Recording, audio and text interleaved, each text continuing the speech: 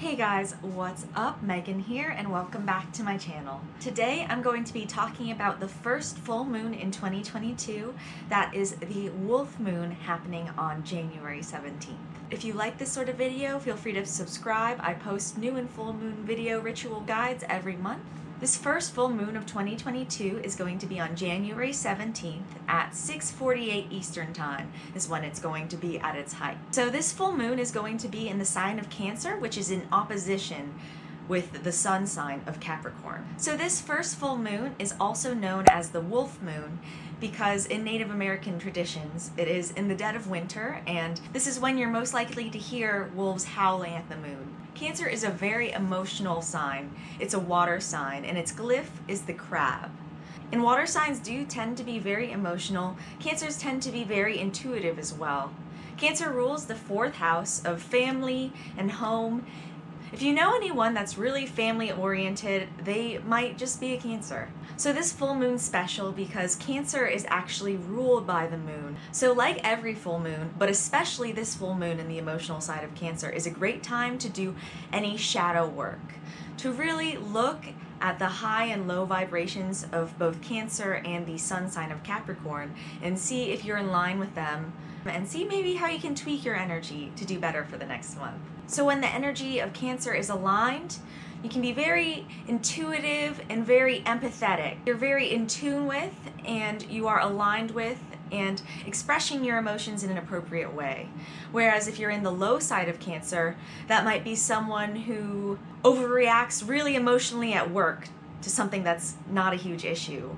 Or maybe you're the type of person who can't regulate your emotions well. Maybe you're telling your whole life story to the person behind you in the checkout line. Those two either balanced or unbalanced sides are a good thing to look at when you're doing any shadow work around them. Also, looking at the sun side of Capricorn, the high side of Capricorn is being very determined and focused, working hard towards a goal. But on the low side, Capricorns can be workaholics or might be the type to maybe just keep working and not rest and shower or eat or perform any sort of self-care. This full moon is really a great time to do any self-care, get yourself cozy. Like I said, Cancer rules the fourth house of your home and family. You can do your full moon activities around 72 hours on either side of the full moon to get the benefits. Some activities I recommend doing around this full moon in Cancer are get your home really cozy, maybe whip out and clean some of your nice warm blankets. Definitely declutter. Whereas the new moon is normally when you want to bring in things into your life, a full moon is a really great time to release things. So if you have any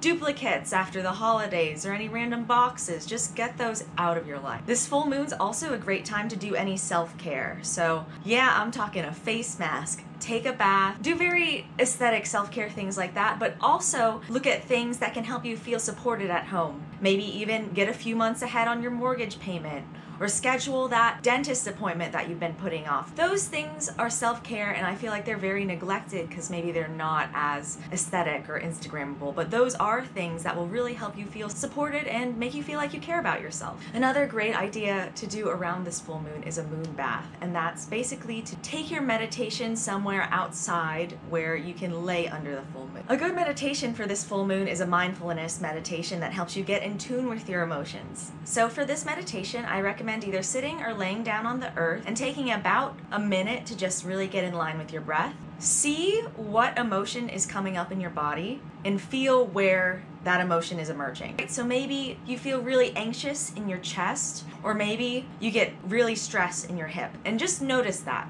Just notice it for a few breaths, and then maybe spend 10 or so breaths sending white light and just breathing into that space. Repeat that as necessary for any emotions that come up. So just go through whatever emotions are really speaking to you and just see where they are in your body. It's always good to know where you hold tension. Some yoga I recommend for this full moon is any sort of yin yoga sequence. And yin yoga is really going to get you in tune with the yin energy of the moon, right? That feminine kind of soft, supportive energy. So yin yoga is normally done with bolsters and blankets. And it's basically yoga where you hold poses for longer than you normally would. I'll link a couple yin yoga sequences on YouTube below. Some colors that you can incorporate into your new moon ritual are blue, white, sea green. Again, anything very oceany, right? Because Cancer is a water sign. And some crystals you can incorporate are moonstone, rose quartz, selenite, citrine.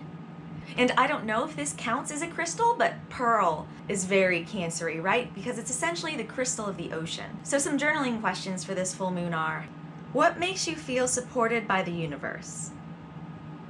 What is something you need to help you process your emotions? What do your emotions help you understand? What do you want to be your home frequency? What does your intuition feel like? In what areas can you follow your intuition more?